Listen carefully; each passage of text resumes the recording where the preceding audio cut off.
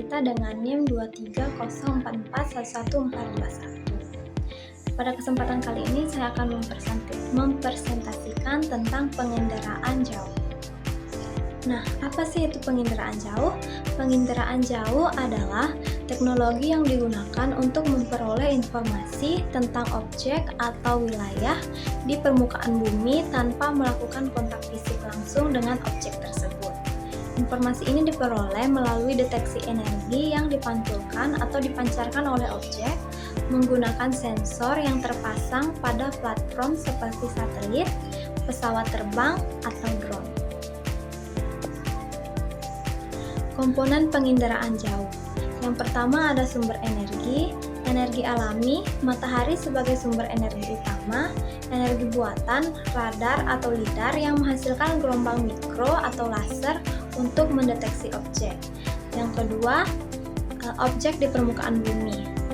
Semua objek memiliki karakteristik pantulan yang berbeda terhadap energi yang diterima. Yang ketiga ada sensor, alat yang mendeteksi dan menerkam energi. Sensor pasif menerkam energi alami, contohnya seperti kamera optik pada satelit. Sensor aktif mengirimkan energi sendiri ke objek, contohnya seperti radar. Yang keempat ada platform, tempat sensor yang dipasang seperti satelit, misalnya Landas dan Sentinel, pesawat terbang atau drone. Yang kelima ada atmosfer, medium yang dilalui oleh energi elektromagnetik sebelum sampai ke sensor. Faktor atmosfer seperti hamburan dan serapan dapat mempengaruhi kualitas data. Hasil data. Yang keenam ada hasil data. Informasi yang diperoleh biasanya berupa citra atau data numerik yang membutuhkan analisis lebih lanjut. Selanjutnya ada prinsip penginderaan jauh. Yang pertama ada radiasi elektromagnetik. Penginderaan jauh menggunakan gelombang elektromagnetik seperti cahaya tampak, inframerah atau gelombang mikro untuk mengumpulkan data. Yang kedua ada spektrum elektromagnetik. Objek memantulkan atau memancarkan energi pada panjang gelombang tertentu. Panjang gelombang ini menciptakan tanda spektral yang unik untuk setiap jenis objek. Yang ketiga ada interaksi energi dengan objek.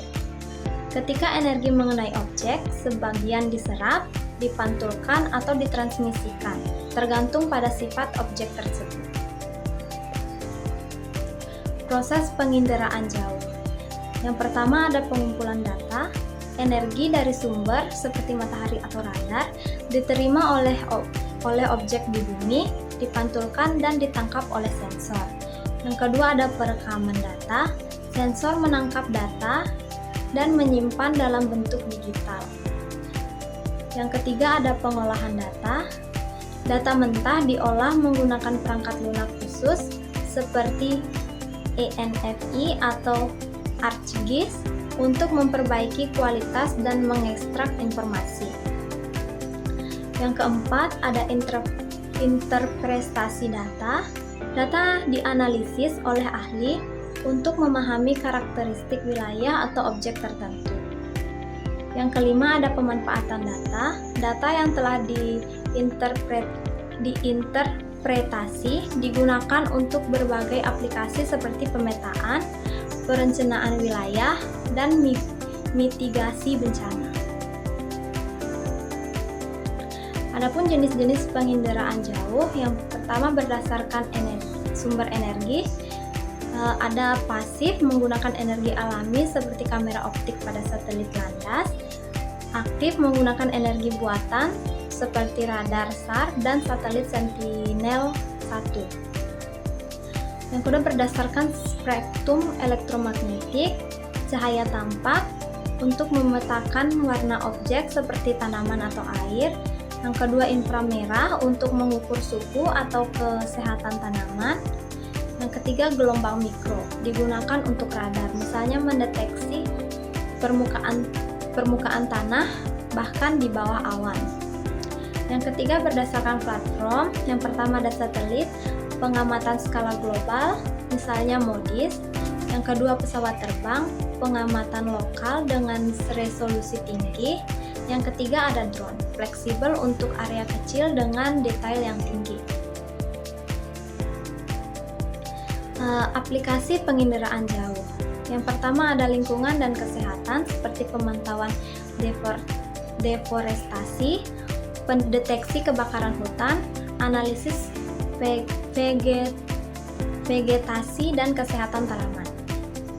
Yang kedua ada perencanaan wilayah, pemetaan menggunakan lahan, dan identifikasi zona rawan bencana. Yang ketiga ada pertanian, pemantauan kesehatan tanaman, dan estimasi hasil panen. Untuk di bidang kelautan, seperti pemantauan kualitas laut dan deteksi arus laut dan polusi. Di mitigasi bencana, pemantauan banjir, tanah longsor, dan gempa bumi, identifikasi daerah rawan bencana. Yang terakhir perubahan iklim, analisis perubahan suhu permukaan bumi, memantau es di kutub dan kenaikan permukaan laut.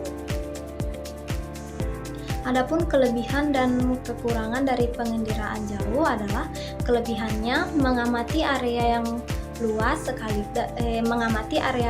sekaligus, efektif untuk wilayah terpencil atau sulit dijangkau, data dapat diambil secara berulang untuk analisis tren. Adapun kekurangannya, biaya teknologi dan perangkat lunak yang mahal, pengaruh atmosfer dapat mengurangi akurasi data, dan membutuhkan keahlian untuk mengolah dan menganalisis data. Nah, sekian presentasi saya kali ini. Jika ada kurang dan lebihnya, mohon dimaafkan dan terima kasih.